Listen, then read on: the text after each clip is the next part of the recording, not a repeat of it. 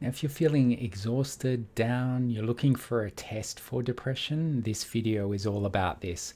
I've got this questionnaire here. It's simple and easy.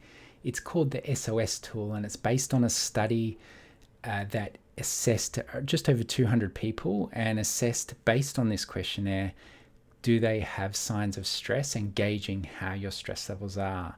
So in this video, I'm going to explain what is the test, how it works, and at the end I'm going to talk about some limitations of this test as well.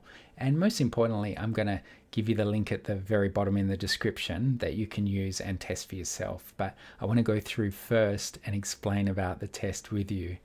This test shares on a deeper level. It's giving you the tools to understand your resilience and your load of stress in your life as well.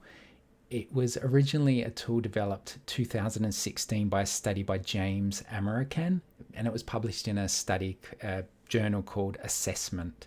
So how does it work? It's got 10 questions, very straightforward, these 10 questions, and it's about the past week.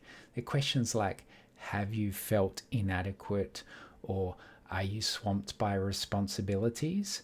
Simple questions, and you're going to gauge it on a scale of 1, not at all, up to 5, quite a lot. And it's going to give you a total score of between 10 and 50.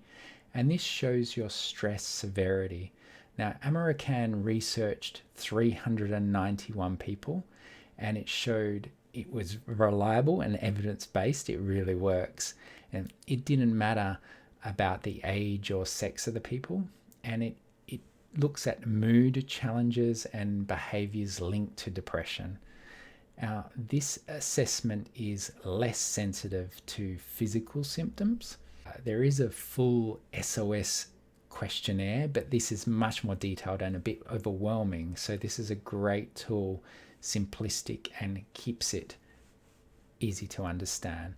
A perfect example of a good example of when you might use this test is when you're moving house, you've got lots of workload and you're overwhelmed. You might have a young baby, or you've got a death in the family, and life is getting too much.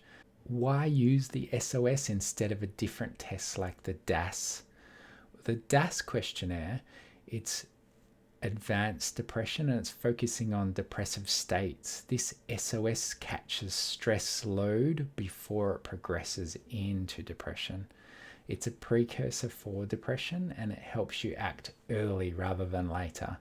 It's validated, and it works across all ages and backgrounds. It's simple, and it saves money on blood tests and functional tests like microbiome test or neurotransmitter test.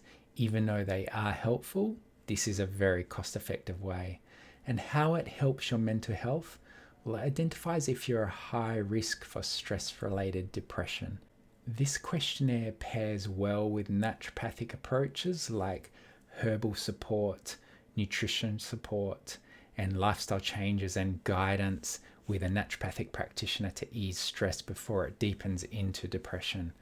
There are a few limitations with this test. For example, it's not a diagnostic tool, just these simple 10 questions. We can't use it as a diagnostic tool for depression, and high score suggests stress overload, not clinical depression.